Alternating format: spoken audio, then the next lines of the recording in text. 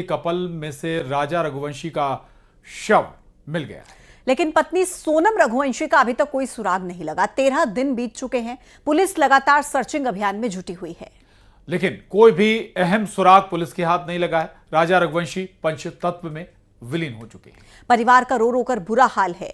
परिजनों ने शिलांग पुलिस और प्रशासन की कार्यशैली पर भी सवाल उठाए हैं। लापता सोनम को लेकर अब परिजनों ने एक बड़ा ऐलान किया है। परिजनों ने जानकारी देने वाले शख्स को 5 लाख रुपए इनाम देने की घोषणा की है और साथ ही जो जानकारी देगा उसका नाम भी गुप्त रखे जाने की बात परिवार की तरफ से कही गई है।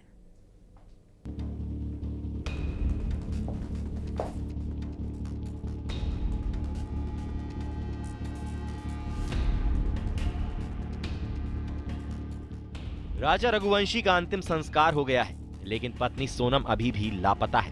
13 दिन बीत गए हैं, अब तक सोनम का कोई सुराग नहीं है। शिलांग में सर्च अभियान जारी है। अब हनीमून ट्रैफिकिंग के आरोप लगाए जा रहे हैं। इस बीच राजा और सोनम का आखिरी सीसीटीवी सामने आया है।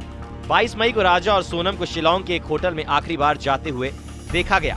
उसके बाद से दोनों अचानक लापता हो गए थे। राजा रघुवंशी का शव मिल गया है, लेकिन पत्नी सोनम की मिस्ट्री अभी भी उलझी हुई है। उधर परिजनों ने मेघालय पुलिस और प्रशासन की कार्यशैली पर सवाल उठाए हैं। परिजनों ने एक बार फिर सीबीआई से जांच की मांग की है। मैं चाहता हूं तो ये मामला जो है, इस मामले को आगे सीबीआई को सौंपा जाए, क्योंकि वहां की पुलिस सरकार जो है, मेघालय पुलिस सरकार जो है, वो लोकल पुलिस जो है, जो एक्शन ले रही है, वो एक्शन ऐसे लेते रहेगा भी तो आगे सोनम को भी इसी हालत में देंगे फिर तो, कि वहाँ की पुलिस तो अभी तक मानने राजी नहीं है।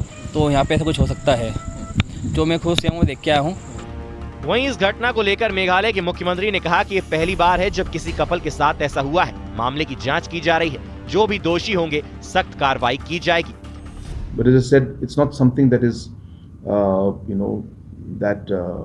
has been happening in Meghalaya. It's something that has been suddenly hit us. In fact, we also were very surprised by it.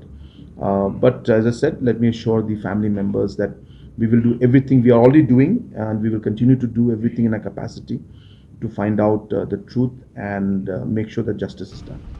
इस बीच शिलांग पुलिस सोनम की तलाश में जुटी है। खाई में उतरकर सर्च ऑपरेशन चलाया जा रहा है। ड्रोन कैमरों की मदद से भी सोनम की तलाश की जा रही है। होटल संचालक, गाइड, स्कूटी देने वाले से भी पूछताछ हो रही है। अभी थोड़ी देर पहले ही पुलिस अधीक्षक शिलांग से चर्चा हुई है, जिसमें उन्होंने ये स्पष्ट किया कि अभी भी फीमेल की सर्चिंग जारी है और अभी तक उसमें कोई क्लू मिला नहीं है।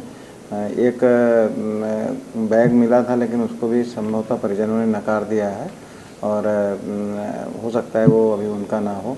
और अभी भी उसमें सर्चिंग जारी है। मर्डर के जो केस रजिस्टर हुआ है उसमें भी अभी तक कोई क्लू नहीं मिला है।